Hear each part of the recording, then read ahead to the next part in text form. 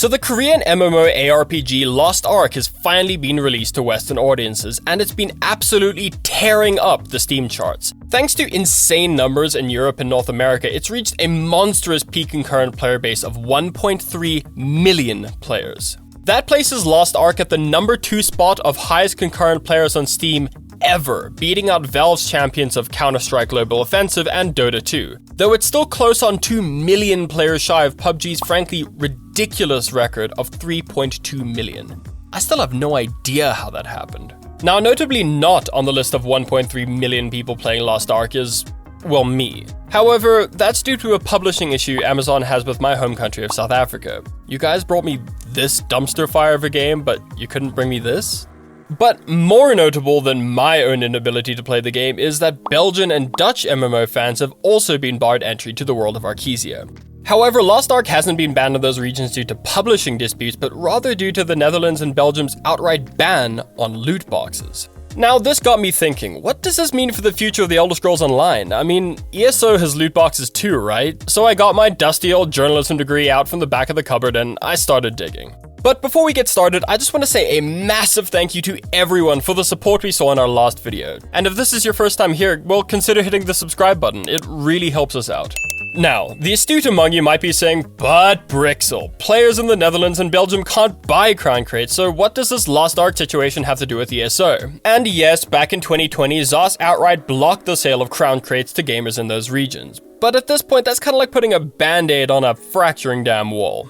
More and more countries are hastily bringing their antiquated gambling legislation into the 21st century, given that the world has all been but blindsided by the exploding popularity of online casinos. And because of this, lawmakers across the world are starting to notice the shady, unregulated dingleberries hanging off our video games, bleeding millions straight into company coffers. Loot boxes. With more and more regions bringing down the ban hammer on the predatory gambling mechanics infesting our industry, you can bet your sweet ass that the Belgian and Dutch players will not be the last demographic to see their crown crates revoked. But Brixel, I hear you retort once more, you can't compare loot boxes to gambling. ZOS gives us Seals of Endeavor so players can grind away for those crate items. You don't need to gamble. And yes, that's true, doing your daily and weekly endeavors will gain you the seals to buy items without real-world money. But with the crate items being on a constant rotation and it taking a really long time to grind out those seals, you can't guarantee that the item you're saving for will be available once you've saved up enough. This forces players to fork out now so they can get in on these items before they disappear. I'm sure there was a phrase for this. What was it? Oh yeah, manufactured discontent. Look, Seals of Endeavor are a nice to have, and don't get me wrong, I'd rather they were in the game than not, but they definitely aren't the fix to the problems ZOS are trying to get around with their loot boxes. The thing is, with more and more regions pushing to ban loot boxes, or at least strictly regulate them, this by extension will mean less revenue making it back into the company. This in turn would mean a weaker studio budget and likewise a potential drop in the company's ability to deliver new content. Remember, ESO doesn't boast the same player numbers as Final Fantasy XIV or World of Warcraft, so ZOS is probably relying on that loot box money, at least to some extent. Now look, I'm not condoning loot boxes, nor am I thrilled about the idea of real money purchases existing in games at all, but I am a realist and I do understand that they serve a purpose, at least as far as a game like ESO is concerned. EA can kiss my ass. And that brings us back to the problem at hand, being the banning of Lost Ark. So what exactly did they do that was so bad, and what can ESO do to avoid the same fate without bankrupting the studio or cutting down on content releases?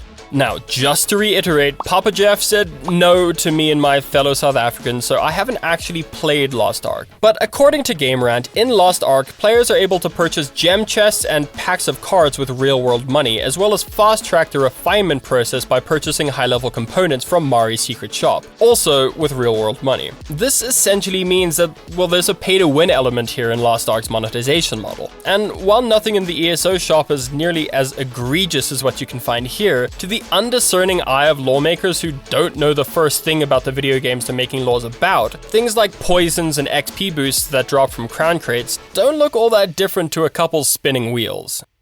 But look, just like any good father figure, Lost Ark has shown ESO what not to do. And though this doesn't mean that ZOS will get rid of microtransactions entirely, what I do think they have to do is come at how microtransactions are implemented from an entirely different direction.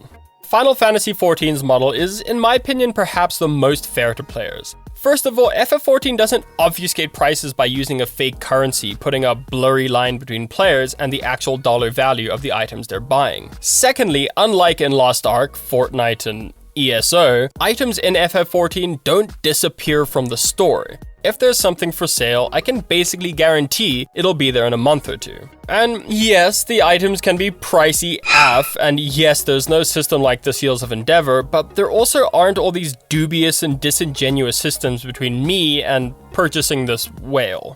And you know what? In my opinion, the FF14 system works. I don't know a single player personally who hasn't spent money in the cash shop. I know I have, and I can attest to the fact that I've been willing to spend money partly due to the fact that there's a distinct note of respect that Squeenix's store has for its players. A respect I honestly don't see in the real money stores for either ESO or Lost Ark. Now, I'm just gonna come out and confess something.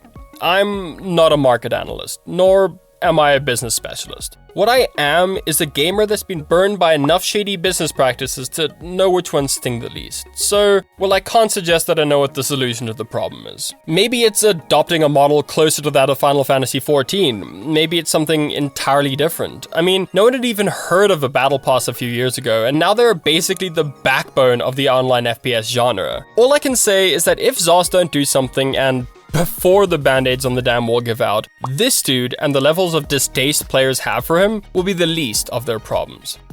And there you have it. Thank you so much for watching. Please like and subscribe for more weekly ESO and MMO videos. It really helps out the channel. Let us know what you think down in the comments. Have you played Lost Ark? What are your thoughts? What do you think the future of ESO's monetization looks like? Leaving us a comment really helps. The YouTube algorithm loves comments, and I will do anything to make Susan Chan notice me. Check out our other ESO content over here where we talk about the changes coming to the game in Update 33, or maybe this video that I'm sure you'd dig.